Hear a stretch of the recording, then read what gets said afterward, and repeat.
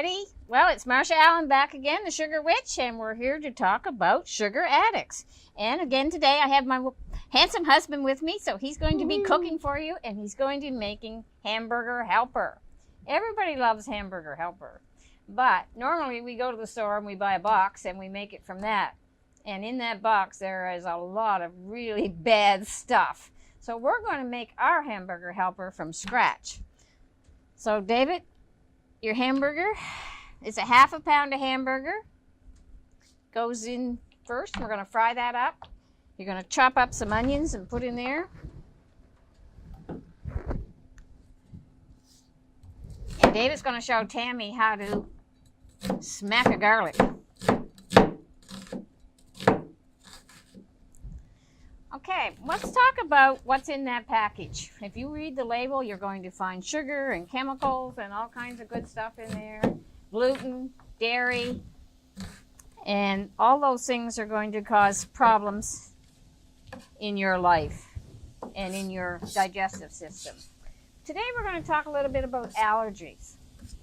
Allergies are caused by your system being too acidic. We have a pH scale, and if any of you have a pool, you know what pH is, because you test your pool for pH when you're adding your chemicals, your chlorine and things all have to be balanced. Well, our bodies are exactly the same.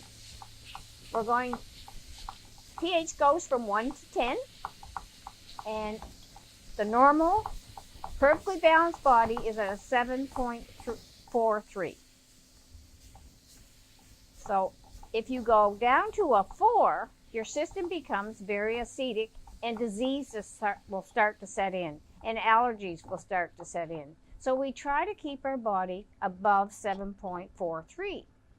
Certain foods tell our body which way to go. What we eat tells us what our body is chemistry is going to be like. So, David, you want to tell us some nice foods that are on the bad side of the pH? Those good McDonald's hamburgers, all the things on the inside of the aisles, not the outside. If you're going to shop at the store, go to the outside, pick up the fresh meats and vegetables. Your hot dogs, hamburgers, and all those things are not what you want to be eating. Green leafy vegetables are great, and they're really good if they're cooked right, which I've learned that she can actually do. David was never a big vegetable lover, and that was one of our big contentions when he went on this diet. He said, I don't like vegetables. And I said, you can learn to like vegetables. I can teach you to like vegetables. So he loves vegetables now. So we really train your brain to think differently. So on the high side, on the low side are your bad foods, like your fast foods, your sugar, your chocolate, your red meats. They all turn your body acidic. But you need to balance those with things like vegetables, fish, chicken, and so leave out the grains, leave out the dairy, and leave out the sugar. Sugar is the big one. Sugar really turns your body acidic. So if you want to improve your allergies, and I have had allergies my whole life. And I learned that after I took gluten, dairy, and sugar out of my diet, which I did many years ago now, my allergies practically disappeared. So these are the big things that people are allergic to. And we don't know it because we eat them all the time. Vegetables are good if they're cooked right. I keep telling you that. They have to be cooked right. So cook them right. Yeah, you have to fry them. Yeah, David says the only good salad is a fried salad. So that's how he looks at vegetables, if they're fried, and if you put liquid aminos on them, then he'll eat them. All right, you're going to show Tammy how to smash a garlic. Am I? Yeah. Okay. Quick, quick, quick, quick. Okay. You will even be amazed at how many other foods that you think you couldn't eat before you will be able to eat later. Okay. You have to really smack it hard. And when he's really mad at me, he does a better job. Okay, that's good. Throw it in there.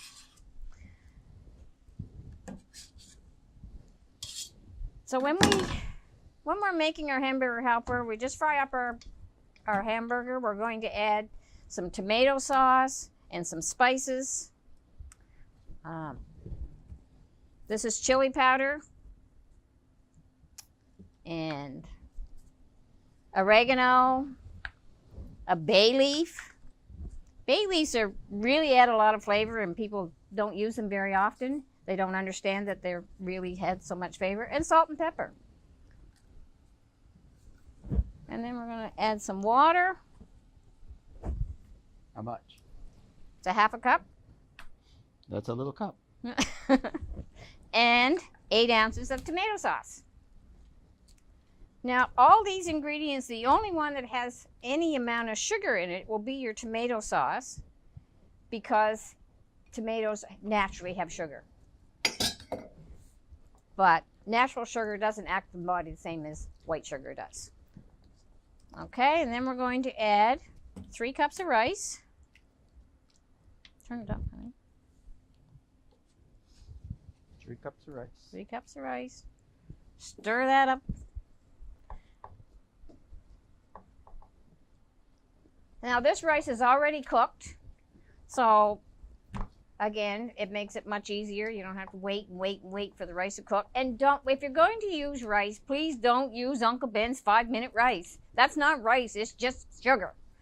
And I'll give you another little tip about rice. If you make your rice the night before and put it in the fridge overnight, it becomes a resistant starch and doesn't get digested. So the calories from the rice don't get used. Same thing with potato. If you put potato in the fridge overnight, it becomes a resistant starch and your body doesn't use it. So that's a couple of little tips if you're calorie conscious. And so now we're going to just sprinkle cheese on top of that, David. Hurry up. Hurry up, she's... Sprinkle. Sprinkle, sprinkle, sprinkle.